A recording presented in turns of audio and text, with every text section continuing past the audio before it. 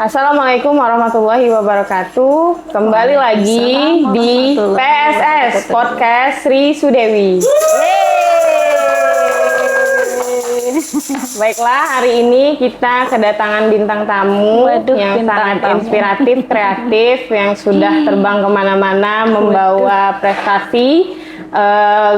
Salah satu guru di SLB Sri Sudewi juga, guru dari jurusan autis, Ibu Titin Yuniasih. Selamat datang Ibu, selamat bergabung di podcast Sri Sudewi. Terima kasih. Apa kabar Ibu? Alhamdulillah sehat. Sehat, alhamdulillah ya Bu. Ya. Nah mungkin sedikit perkenalan Ibu, awal Ibu berkarir dari SLB dulu, dari tahun kapan, kemudian penempatannya di mana? Mungkin bisa diceritakan dulu Ibu. Oh, berkarir yang masuk ke sini masuk ke SLB-nya betul. Oh ya. Jadi awal mula dulu sebelum masuk ke sini tuh saya kerja di sebuah instansi dunia pendidikan juga sih, namanya Kidi Autism Center. Di sanalah saya mengawali karir menjadi seorang guru atau apa namanya di situ ya disebutnya terapis. Terapis ya Bu. Ya, terapis. Nah, jadi kurang lebih dari tahun 2000 berapa di situ ya? 2003 sampai akhir 2008, kemudian saya melamar di sini di sekolah kita ini di SLB Sri Sudewi yang kita cintai ini. Jadi ngelamar dalam waktu sekitar 1 bulan, kemudian dipanggil. Ya, diterima di sini dan memang penentuannya sudah langsung di unit autis atau di jurusan autis oleh kepala sekolah waktu itu adalah Pak Supardo SPMPil. Berarti Ibu kalau bisa dibilang memang berkarir dari awal masuk ke sini sudah di autis ya. Ya, berarti betul memang, sekali. Sampai sekarang pun masih terjun di autis ya Bu ya. Oke. Berarti memang Ibu sudah berkecimpung di dalam dunia autis ya Bu. Kalau dari segi pekerjaan ya memang tugas kewajiban guru ya Bu. Nah, ini kalau kita lihat sepak terjang Ibu di SLB Sri Sudewi ini kan lumayan banyak, terutama di bidang keterampilan ya Bu. Kita tahu Ibu merupakan salah satu guru pamong di bidang ekstrakurikuler yaitu membatik. Kira-kira bisa diceritakan nggak sih Bu awal mula Ibu ditawarin untuk memegang ekstra tersebut, kemudian bagaimana sih Bu kok bisa seorang ibu yang memang mungkin latar belakangnya jauh dari batik ya Bu. Kalau memang kita lihat guru ya Bu, guru mungkin autis pula. Ya, sepertinya jauh gitu ya Bu dari proses keterampilan. Cuman kan kita nggak tahu apakah di sebalik cerita itu. Kira-kira bisa diceritain nggak sih Bu gimana Ibu bisa terjun? Bisa banget. Jadi pada waktu itu seiring waktu berjalan itu kan ada peralihan kepala sekolah ya. Jadi dari Pak Suparjo waktu itu beralih ke Pak Solbi ya. Di zaman kepemimpinan beliau itu ada dilombakan setiap guru untuk menjadi pendamping lomba di LKSN, lomba-lomba O2SN, kemudian FLSN juga. Jadi semua guru itu memang dilombakan. Saya kira guru yang lain mungkin masih ingat ya. Nah, saya memilih untuk ikut lomba menjadi pendamping membatik gitu kan. Jadi ikutlah. Nah, saya terpilih menjadi juara 1. Itu pembelajaran itu otodidak Bu Ica. Jadi spontanitas saat itu langsung ikut lomba. Nah, setelah di penjurian ternyata saya juara 1. Saya masih ingat juara 2-nya Bu Nana, juara 3-nya kalau nggak salah siapa ya, Bu Sri Suryati atau Bu Ita ya yang saat itu. Berarti memang itu gurunya ya Bu yang maksudnya lomba itu memang gurunya ya berarti? Iya, dilombakan. Berarti itu termasuk salah satu kayak menggali potensi dari guru tersebut ya Bu. Karena kan kita tahu di SLB Sri Sudewi ini memang keterampilan yang memang diutamakan. Nah, berarti Ibu berhasil meraih juara 1. Nah, berarti itu kalau bisa dibilang titik balik Ibu ya untuk memulai memulai berkarya di bidang membatik ya, Iya, Bu. Nah, sebenarnya saya mau tahu, Ibu kalau dari sejarah latar belakang dari kehidupan sebelumnya, dari muda lah istilahnya seperti itu, ada nggak sih, Bu, memang membatik tuh Ibu udah kenalan atau memang udah pernah melakukan batik sebelumnya atau bagaimana? Belum pernah sama sekali. Jadi menyentuh batik tulis itu pas dilombakan saat itu. Mengenal alatnya, melihat caranya, spontan aja. Cuma memang ada browsing sedikit ya waktu sebelum melomba gitu kan. Apa sih batik tulis, bagaimana caranya gitu kan.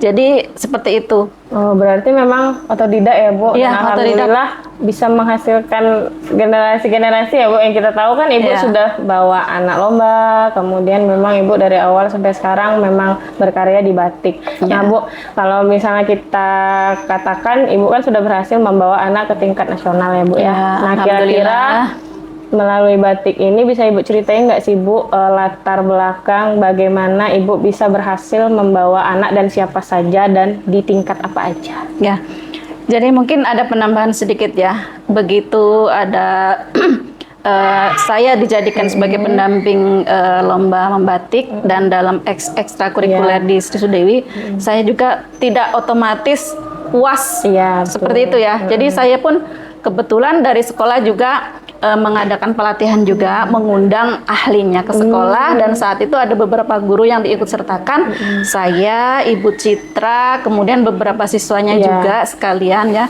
Nah, dari situ tentu saja bertambah kan, lebih banyak tahu lagi tentang batik sampai ke pewarnaan begitu.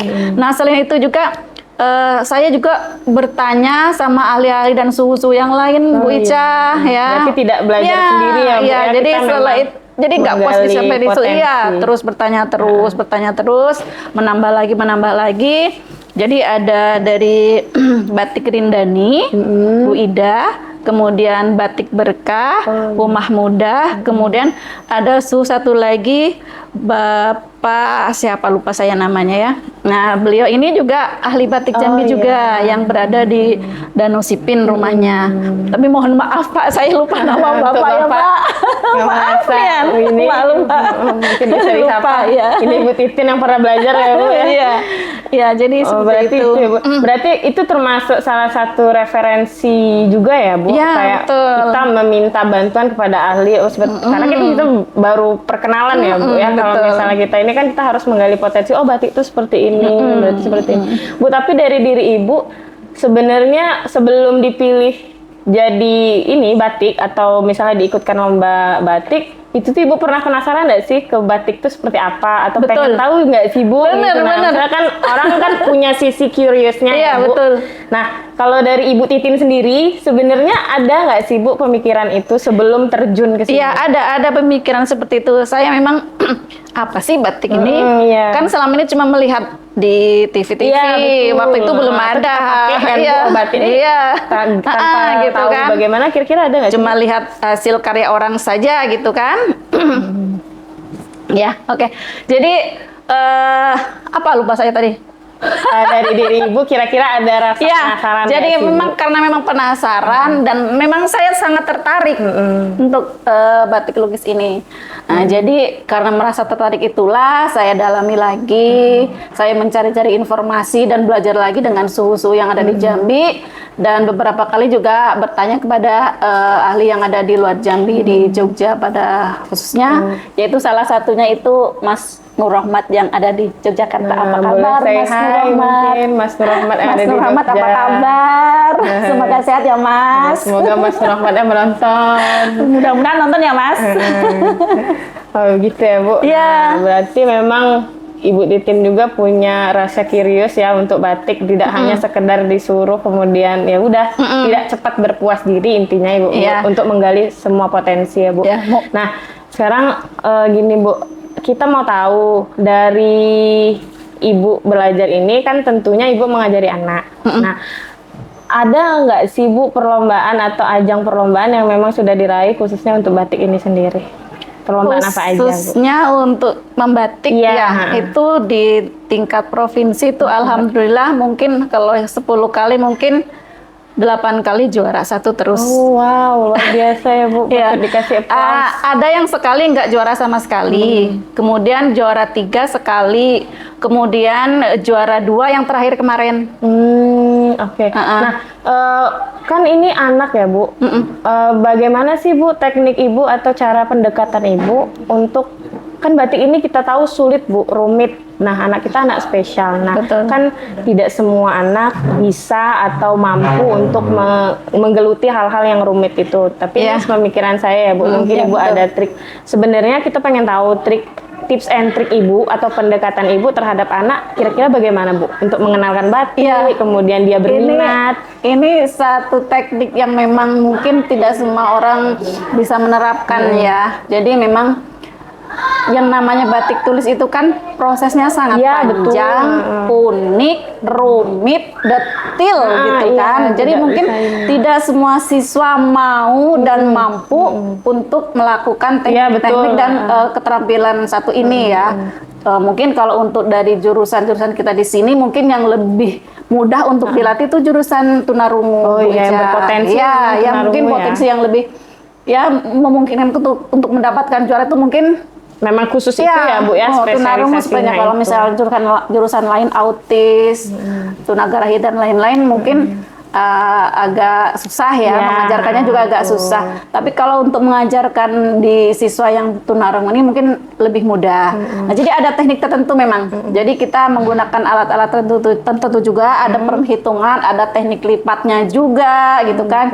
Kan kita mendesain di kertas dulu Bu Ica. Nah, di kertas itu supaya posisi, kemudian susunan gambarnya itu sistematis, serasi ya, gitu kan. Jadi ada pakai teknik lipat. Jadi dilipat sedemikian rupa, ada garis-garisnya. Kita jarang menggunakan penggaris. Oh, berarti memang mengatur keseimbangan otak kiri kanan ya Bu. Ya, ada jadi, kreativitas betul. Jadi menggunakan pensil, main tarik titik, tarik apa dari dilipat tadi gitu kan. Kemudian ada satu alat jangka gitu kan untuk mengatur besar kecilnya supaya seimbang sama gitu kan, supaya posisi kanan kiri atas bawah tengah itu cantik gitu kan, bagus gitu kan. Jadi begitu Bu Ica. Nah, itu kan tekniknya Bu ya. Kalau pendekatan ke anak gimana sih Bu? Ya, pendekatan ke anak tentu kita lebih lebih kayak temen aja sih. Oh, memang dirangkul ya Bu ya?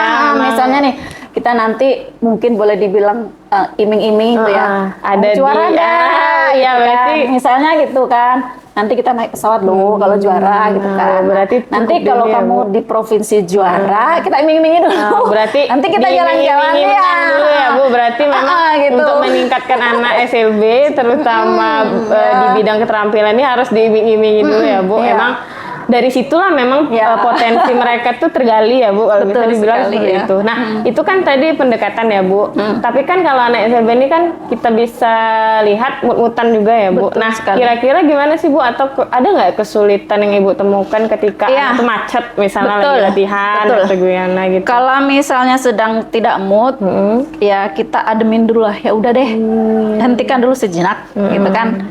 Dia mau kemana misalnya gitu kan? Mau nemuin temannya dulu gitu kan, ya udah temuin aja dengan temannya, tapi nanti kira-kira berapa menit sih kita panggil lagi gitu kan. Nah, dalam jangka waktu mungkin 15 menit paling cepat atau setengah jam kita panggil lagi, insya Allah moodnya udah bagus lagi Bu Ica gitu. Atau kita ajak jalan sekedar minum es dogan, es doger, ngebakso, itu teknik teknik saya gitu ya. Kata Ibu memang kadang-kadang misalnya nih butuh banget mau cepet nonton yuk, saya aja nonton. Iya, soalnya nonton bioskop loh. Itu kan kita nggak tahu Bu, apalagi kalau tanya anaknya kalau nggak percaya. Iya, kalau misalnya kayak mau lomba itu kan harus latihannya ekstra kan Bu. Kalau misalnya ini kita harus menjaga mood anak juga ya Bu. Berarti itu pendekatan-pendekatan yang secara kita bisa bilang teman dan ibu ya. Secara persuasif ya. Persuasif seperti itu. Oke Bu. Nah, kalau berarti Ibu ini membatik, bergelut dalam bidang membatik bisa dikatakan udah berapa tahun Bu? Dari tahun mungkin 2010 ya sampai sekarang. Hampir 10, 14 tahunan. 2010, 14 tahunan ya Bu? Nah, dari sepanjang 14 tahun itu, kira-kira ada yang berkesan nggak sih Bu? Maksudnya, di bagian batik ini nih yang saya paling berkesan atau sama aja atau gimana Bu? Ya, Ada nggak kira-kira, tentu Bu? ada. Jadi ketika hasil karya anak kita itu mendapat juara, itu Ya, pasti berkesan ya. berkesan. Kemudian hasil karya anak itu bisa dipakai menjadi baju dengan teman itu dibeli. Oh, gitu itu kan? udah ada ya? Ada gitu kan. Atau kadang-kadang Bu, untuk aku aja lah, aku mau bikin baju. Ya karena dengan teman dan dia sudah menghargai hasil karya Iya, kita gitu kan, betul. ya kita kasih aja dan dipakai dengan teman, itu sesuatu yang luar biasa bagi saya. Berarti kalau bisa dibilang animo masyarakat atau teman terdekat terkait dengan batik ini yang dibuat dengan anak disabilitas, berarti itu tuh animonya cukup tinggi ya Bu? Ya, alhamdulillah lumayan ya. Oh, berarti memang untuk apalagi kalau dibuat dari anak disabilitas. Nah, biasanya Ibu kan sudah banyak ketemu orang nih Bu. Kira-kira ada nggak sih Bu tanggapan kayak buatlah yang lebih banyak nanti diproduksi atau bagaimana, atau ada request gitu nggak sih Bu kalau misalnya ada? Ya, ada beberapa yang mengatakan dan request seperti itu. Cuma saya sendiri juga waktunya terbatas. Selain keterampilan ekstrakurikuler, Iya, kita betul. mengajar sebagai Iya, guru kita ada biasa, tugas utama ya, ada Bu, tugas ya. utama. Jadi sepertinya kendalanya di situ, Bu Ica. Iya, waktu ya, Ya, Bu. waktu. Kita tidak, ya kita kan punya tugas Iya, utama ya, iya, Bu. Sementara iya. tidak terus-terusan menjadi, Iya. kecuali kalau memang Ibu mau menjadi khusus guru jadi batik, ya, aja mungkin gitu bisa ya, Bu, mungkin ya. bisa. Kemudian anaknya juga kan belajar, waktunya iya, juga betul. sedikit gitu. Nah, kalau generasi sekarang Bu, untuk anak SLB ada nggak sih Bu, siapa gitu kandidatnya Bu? Kalau dulu Aulia ya Bu? Iya, dulu Yanti Murtafiah. Nah, apa kabar Yanti? Yanti bisa say hi sama ibunya. Yanti sekarang sudah di balik kampung. bener-bener. Kemudian Aulia ya, Aulia. yang baru-baru ini kelas berapa sekarang? Oleh kelas 12, 12 ya, Bu. Jadi tidak bisa ikut lagi di keterampilan batik untuk Berarti memang diperlombakan. harus Jadi cari- memang harus ada regenerasi, Iya, Bu, ya, Bu Ica. betul. Karena kan memang ini Iya. potensi ya, Bu, Jadi untuk ini. ada beberapa siswa tunarungu seperti, boleh disebutin nama ya? Boleh Bu, boleh. Ya. Biar wali kelasnya mungkin nonton juga. Maksudnya Hena, anaknya punya potensi ya seperti ada. itu. Kemudian saudara sepupu Hena siapa namanya? Hafiza. Hafiza. Kemudian yang kemarin Septi. Kemudian yang laki-laki itu Justin. Nah, tapi sepertinya mereka agak terkendala karena memang waktunya Iya. yang panjang, prosesnya yang panjang, betul. ada masa bosannya. Betul, Bu. Saya Nah, rasa mungkin itu ya kendalanya. Ini bisa jadi perhatian juga ya Bu untuk wali kelas kalau menurut saya Iya. ya Bu, membangkitkan semangat atau potensi anak, bahwa anak-anak yang disebutkan tadi seperti Hena, Hafiza, kemudian Justin, Septi, mungkin Ima juga, Ima Ya, juga mungkin bisa Anggun menjadi sepertinya. Anggun juga. Yang kecil-kecil kemarin itu Bu Ica. Hawa ya Bu. Satu itu lagi yang mana ya? Yang Bu Izatun. iya kayaknya. Oh, ya. Nah, bisa menjadi perhatian bagi para wali kelas untuk menggali atau membangkitkan potensi, terutama nih dari guru pamongnya sendiri sudah berkata bahwa anak tersebut punya potensi. Karena kan kita memang fokusnya di lomba Bu ya. Nah, lomba itu kan terus-menerus harus cari regenerasi. Betul, dan memang- supaya nggak kehilangan, Iya, betul. nggak terputus. Dan SLB ini memang sudah terkenal batiknya agak lumayan Iya, ya Bu. Kemarin tadi 8 kali ya Bu Iya, menang. betul. Nah Bu, selama lomba saya penasaran, kira-kira ada nggak sih Bu lawan tersulit yang Bu temuin? Udah yang paling pasti ini? Jawa. Oh, berarti memang asalnya dari situ. Iya. Nah, itulah yang lawan tersulit ya Bu ya. Iya, Oh, berarti betul. di mana Bu titik tersulitnya? Mungkin proses pewarnaan. Proses Ya, pewarnaan mungkin agak gimana ya? Memang tekniknya itu agak ribet. Oh gitu. Agak ribet, ya. Kemudian pada saat mencanting di kain batiknya itu kan harus tembus. Iya. Kadang-kadang nggak tembus, kadang-kadang si lilinnya ini panasnya itu tidak stabil. Nah, jadi dia nggak tembus Ketika atau dikain melebar tidak- atau terlalu tipis. Nah, pada saat pewarnaan itu nanti tentu warnanya akan keluar dari jalurnya toh. Nah, nanti akan melebar ketemu dengan warna yang lain. Iya, Nah, hasilnya nyampur tentu ya dia, Bu. tidak seindah yang kita bayangkan. Berarti Jawa masih jadi lawan Iya. terberat ya Bu, Iya. yang harus banyaklah diambil pelajaran ya Bu. Nah, kalau ngomongin Jawa, Ibu beberapa waktu lalu sudah ke Jawa ya Bu, tepatnya ke Jogja, mengikuti pelatihan Ekoprint, betul Bu, Oh, batik iya. Ekoprint. bisa diceritain nggak Bu kegiatannya di situ ngapain? Nah kemudian Ekoprint itu apa sih Bu? Mungkin teman-teman belum ada yang gitu. tahu Ekoprint itu apa. Ya, jadi di bulan yang lalu memang kita bersama teman kita, rekan kita Bu Ika Nuridayati dan Bapak kepala sekolah kita Pak Budi Surana, kita berangkat ke Gunung Kidul di Wonosari. Jadi di sana kita memang benar-benar melakukan pelatihan atau workshop, menimba ilmu lah intinya kan. Di sana kita belajar Ekoprint. Sebenarnya kan Ekoprint ini sudah lama ya, tapi kita sendiri yang istilahnya baru benar-benar mencoba baru sekarang sekarang gitu kan. Mungkin karena beberapa hal yang kita belum sempat tadi ya, bentur waktu dan lain-lain. Sepertinya Pak Budi sangat-sangat antusias kemarin, jadi diutamakan ke sana ya gitu kan, ke Jogja sana. Nah di sana kita memang pelatihan benar-benar mulai dari awal sampai akhir, sampai tercipta sebuah kain yang sudah tercetak gitu ya, tercetak kainnya dengan daun-daun alam yang bermacam-macam daun, dan hasilnya begitu indah dan menakjubkan. Jadi Ekoprint ini kan bukan batik ya kalau menurut itu bagian batik atau enggak Bu? Menurut pendapat ahlinya yang menemukan batik, saya lupa siapa yang menemukan Ekoprint ini gitu kan, katanya bukan batik. Oh bukan ya? Bukan batik, tapi yaitu Ekoprint dari sebuah ekosistem dari lingkungan kita sendiri, daun-daunan, akar-akaran yang dicetakkan ke kain.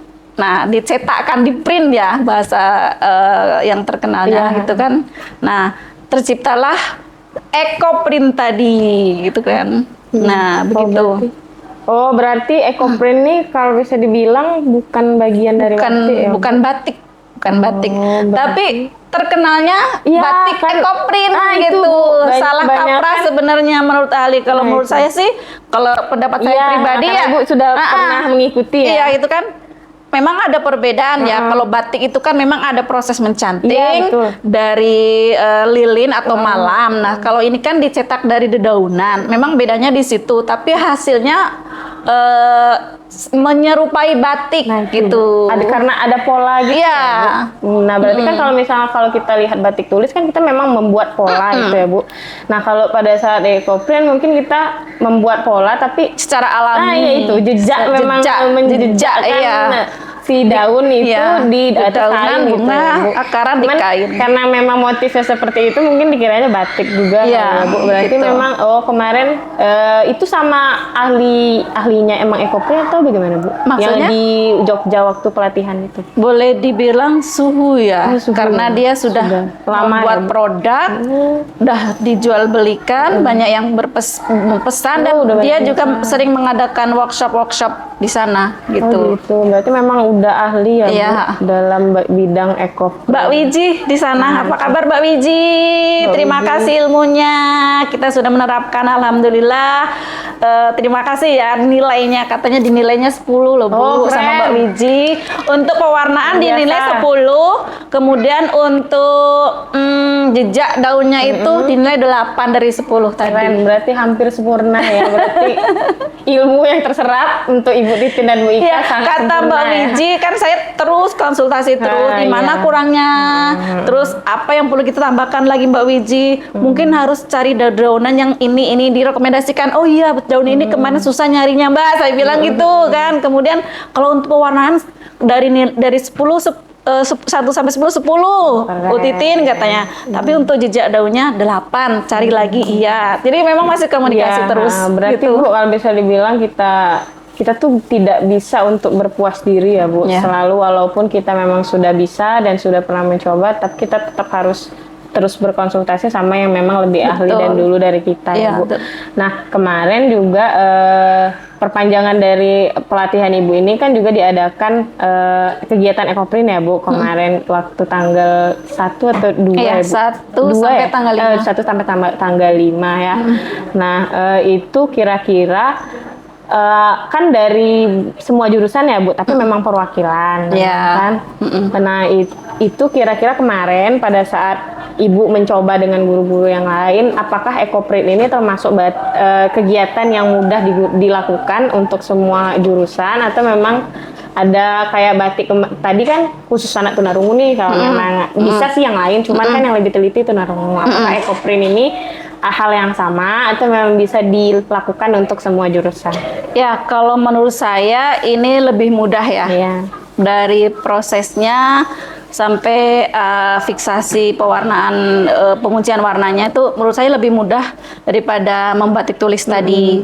Mungkin yang untuk jurusan yang tunadaksa mungkin lebih agak dibantu saja sih, didampingi saja, tapi tetap bisa, tetap bisa dilibatkan. Jadi semua jurusan, semua disabilitas yang ada di sekolah kita bisa, saya yakin bisa. Tetap berarti bisa ya untuk iya, semua bisa. Nah ini bisa menjadi perhatian untuk semua kajur ya Bu. Jangan takut ya. Nanti kita fasilitasi, kita bantu bagaimana caranya supaya anak ini senang melakukan, bisa melakukan. Karena kan kalau kita lihat foto-fotonya lumayan cukup menyenangkan juga ya Bu ya, dan tidak membuat rumit dan seperti batik itu ya Bu ya. Nah kalau kemarin hasilnya kira-kira gimana Bu? Bagus, maksudnya luar biasa, tidak menyangka dapat hasil yang seperti ini. Ya awalnya ekspektasi kita, wah jangan-jangan nggak bagus nih gitu kan. Tapi pas kita sudah selesai, di luar ekspektasi kita memang gitu kan. Dan pewarnaan ini pun kata Mbak Wiji ya, Mbak Wiji yang bilang sendiri, katanya kan ada satu warna yang menakjubkan, yang warna merah. Saya belum pernah bisa bikin pewarnaan seperti itu, kata Mbak Wiji. Saya takjub dengan warna satu itu, Bu Titin, katanya. Makasih Mbak Wiji. Itu pun karena coba-coba juga ya, itu pun mungkin kebetulan barangkali Mbak Wiji. Karena eksperimen tadi ya, karena eksperimen tadi. Iya. Kayak ini harus bisa deh dicampur atau gimana. Kan Mbak Wiji bilang ukurannya segini-segini. Bu Titin kebanyakan, biarin. Saya bilang gitu. Kata Bu Ikan, kebanyakan biarin. Kita coba aja, saya bilang gitu. Dan alhamdulillah hasilnya ya seperti yang dibilang sama Mbak Wiji. Luar biasa. Pribadi yang kalau menurut saya tidak mudah puas diri dan juga suka memang menggali potensi dan eksperimen, tapi patut diakui luar biasa Bu Titin ya dan ibu-ibu yang lainnya. Nah Bu, kalau bicara ekoprint itu kan memang daun ya Bu, apakah semua daun yang ada di lingkungan ini, terutama yang ada di ekosistem, itu bisa digunakan atau memang hanya daun yang punya pigmen-pigmen tertentu saja? Iya, sebenarnya boleh semua daun. Tapi ada daun yang sangat bagus hasilnya, jadi menurut saya yang bagus aja yang dipakai supaya hasilnya memuaskan. Contohnya seperti daun jambu biji, ketapang, ketepeng, daun jati, kemudian daun jarak. Nah, daun jarak ini ada 3 jenis lagi. Ada yang berwarna merah, warna hijau, dan warna ungu. Nah, ini pun hasilnya sangat bagus. Ada daun kelengkeng, masih banyak sih daun-daun yang lainnya. Jadi itu pun rekomendasi dan masukan dari Mbak Wiji. Kata Mbak Wiji, daun-daun itu lebih baik dipakai supaya warnanya itu bervariasi, kemudian di jejak daunnya itu tuh di kain itu terlihat jelas. Seperti itu. Nah, kemarin kan sudah mencoba tuh Bu, kira-kira menurut Ibu jejak yang bagaimana yang memang mengeluarkan hasil yang paling bagus dari daun apa gitu Bu kemarin? Kemarin tuh kalau yang dari Jambi kemarin itu yang sudah dicoba itu daun bulian, daun jati, daun alpukat, kemudian ada daun ketepeng juga, kemudian ada daun jarak juga sudah kita coba. Cuma kemarin lupa ada daun buah ceri-cerian itu loh Bu. Oh iya, yang kecil. Kami bilang kalau orang Jawa daun pohon karsem ya. Yang karsen atau karsem yang suka dipanjat-panjang, yang mudah dipanjat, orang mudah tumbuh di mana-mana itu tuh. Kemudian daun belimbing bulu, belimbing buah. Nah, yang belum dicoba kemarin daun karsen itu. Nah, itu belum sempat dicoba Bu ya. Terus ada daun kalpataru yang di jalan-jalan tuh ditanam oleh pemerintah ya untuk pelindung di jalan-jalan itu juga sangat bagus. Dia jejaknya tuh sangat variatif dan jelas gitu kan, indah gitu jadinya. Berarti nyala di kain. Hampir semua daun itu memang bisa ya Bu, karena cuma kan memang kita lebih baik pilih yang bagus aja sih gitu. Yang tadi ya lebih jelas ya. Memang ada beberapa daun yang memang bagus atau memberikan jejak warna ketika di kain itu juga jadi motif yang bagus ya Bu. Nah kalau kita ngomongin ekoprint, eko kan berarti kalau di biologi berarti itu secara alami. Apakah kira-kira pewarna yang digunakan adalah pewarna alami juga atau bagaimana? Iya, pewarna alami. Berarti memang hampir seluruh ininya alami ya Bu? Alami. Mungkin ada beberapa yang kimia, tunjungnya yang kimia ya, obat untuk mordannya sama untuk fiksasinya memang dari bahan yang kimia gitu kan. Tapi untuk pewarnanya itu kemarin yang kita pakai itu ada warna jolawe, tinggi, tegeran, dan warna secang ya. Yang merah itu yang secang. Secang itu yang dari kayu secang itu? Iya, kayu. Dari kayu sama dari kulit buah. Berarti memang ekoprint ini mengajarkan kita untuk kembali ke alam ya Bu, kalau misalnya ini. Nah, kalau dari segi warna Bu, kalau batik tulis itu kan memang rata-rata warnanya memang pewarna tekstil ya Bu. Kalau ekoprint ini kan memang pewarna alam. Nah, kira-kira kalau menurut pendapat Ibu pribadi, apakah warna yang dihasilkan lebih bagus, bukan lebih bagus ya Bu, ada nggak perbedaan warnanya Bu? Kan misalnya kalau yang di alam warnanya agak sedikit terang atau misalnya sedikit pudar itu kira-kira gimana Bu? Kalau untuk tekstil itu pun ada macam-macam jenisnya Mbak Ica. Pewarna tekstil itu kalau dari kan ada macam-macamnya tuh. Tekstilnya tuh ada dari yang warna yang apa sih namanya saya lupa. Cara pengunciannya pun berbeda-beda. Kemudian kalau yang dari pewarna alam ini kan sebenarnya tergantung dengan kesukaan kita ya. Iya, berarti kembali ke pemakai gitu kan. Kalau sukanya soft mungkin menggunakan pewarna yang alam gitu kan. Tapi kalau pengennya yang ngejreng, menyala gitu mungkin pakai tekstil gitu kan. Nah, jadi saya agak lupa, maaf yang pewarna dari tekstil itu kan. Berarti memang jenis namanya. Tergantung kita ya Bu. Tapi kalau kebanyakan di batik itu kira-kira ini nggak Bu, ada perbedaan yang mencolok nggak Bu? Kalau misalnya ekoprint nih warnanya agak soft, kalau misalnya tekstil agak terang, nah, kira-kira ada nggak Bu perbedaan yang kayak gitu? Atau memang sama aja kayak gitu? Ada perbedaannya memang. Memang ada ya Bu. Berarti kalau ekoprint ini lebih ke soft. Lebih ke soft sepertinya. Kalau tekstil agak lebih kuat yang menyala. Iya, kalau tekstil ya memang lebih menyala gitu. Tapi kan tergantung dengan pesanan mungkin ya kepengen orang gitu kan. Aku pengen warna yang dari tekstil aja kembali terang, lebih terang. Konsumen lagi ya Bu, pemakaian seleranya bagaimana? Iya, selera masing-masing sih. Itu kan sudah Bu dari pelatihan kemudian perpanjangan proyek sudah dilakukan. Nah, sebenarnya kalau harapan dari Ibu sendiri, ekoprint ini sebenarnya mau dilanjutkan atau sudah cukup perkenalan saja atau bagaimana Bu? Harapan dari Ibu pribadi, ekoprint ini mau diapain sih selain batik? Wah, kalau di stop di sini rugi. Itu makanya ada harapan yang harapannya dilanjutkan, semua guru boleh praktek, teman-teman semua di sini, guru, karyawan, tenaga pendidikan kependidikan, ayo dong kita sama-sama mencoba, yuk eksperimen yuk gitu kan. Itu lebih bagus Bu Ica. Harus dilanjutkan dilanjutkan gitu. Perhatian untuk Bapak disambung terus jangan putus ya. Untuk perhatian menjadi kepada Bapak, ini harapan dari Ibu Titin bahwa ekoprint harus dilanjutkan karena memang berpotensi ya Bu. Mana tahu nanti ada ciri khas dari masing-masing jurusan dan mungkin kita kan ada keterampilan nih tata busana dan sebagian mungkin hasil produknya bisa dijadikan produk ya Bu. Bisa dijadikan luar biasa itu jangka panjang. Berarti memang harapannya banyak ya Bu. Banyak. Nah tadi sudah banyak nih Bu ngobrol dari batik kemudian ekoprint. Kalau harapan dari Ibu Titin sendiri sebagai pembina batik dan juga kemarin yang belajar ekoprint, kedepannya mau gimana sih Bu antara batik sama ekoprint ini? Apakah harus bisa dikawinkan? Bu. Bisa dikawinkan jadi Bu?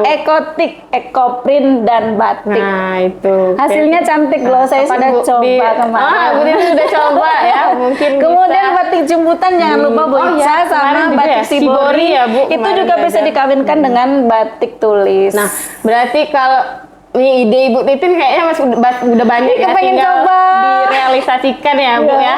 Nah, mungkin bisa menjadi perhatian lebih untuk sekolah, bisa memfasilitasi banyak ide-ide, terutama dari Ibu Titin, karena ini memang untuk menunjang keterampilan dari anak-anak kita yang memang nanti keluarnya itu kan keterampilan yang diutamakan. Oke, banyak hal yang memang bisa diambil, terutama dari pembicaraan batik ya Bu, dari awal memang sangat potensial. Ibu Titin adalah aset untuk sekolah ini ya, kalau bisa dibilang mungkin bisa menjadi perhatian, dan ada generasi penerus ya Bu, harus ada mungkin generasi penerus Ibu ya. Nah itu mungkin untuk guru-guru yang lain yang tadi kemarin sudah berikutan di Ekoprin, mungkin mau coba ekotik dan jumputan dan shibori dan lain sebagainya, tidak menutup kemungkinan untuk guru yang lain juga bisa menggali potensi ya Bu. Tidak hanya ini, kita bisa lihat kembali ke belakang, Bu Titin juga nggak ada latar belakang batik sama sekali, tapi memang dari mencoba dan tidak cepat berpuas diri dan selalu menggali potensi diri, maka dari itu dengan belajar kita pasti bisa. Nah itulah yang harus digarisbawahi. Oke Ibu Titin, satu lagi Bu Ica, oke, silakan teman-teman guru, karyawan, pokoknya tenaga pendidikan di sini boleh main ke bawah kapan saja, mau nyoba, mau lihat ya Bu, mau belajar, belajar, bersedia saya. Nah silahkan ke bawah ke kelas Ibu Titin. Kalau ekskulnya itu ada hari Selasa dari jam 1:30 sampai jam 3 ya Bu. Boleh lihat, kemudian boleh ikut, boleh belajar, bahkan boleh privat juga dengan Ibu Titin, dengan senang hati belajar itu. Nah, jadi segini dulu Bu, perbincangan kita tentang batik, sangat menarik, sangat membuka potensi diri yang memang terpendam. Mana tahu ada yang suka batik tapi terpendam, kan kita nggak tahu ya Bu. Silahkan konsultasi ke Bu Titin. Terima kasih banyak Ibu sudah meluangkan waktunya. Sama-sama. Ketemu lagi di podcast selanjutnya, tetap inspiratif dan menjadi kreatif. Terima kasih. Dan jangan lupa subscribe untuk semua teman-teman nih, para guru, kemudian karyawan, pendidik, subscribe dong podcast kita, channel YouTube kita, terutama like dan komen dari semua banyak orang di sini. Ditonton ya, ini sangat menarik dengan narasumber-narasumber yang lainnya. Saya Ika Tedanisa dan Ibu Titin Yuniasi pamit undur diri. Terima kasih. Jangan lupa menonton podcast Sri Sudewi.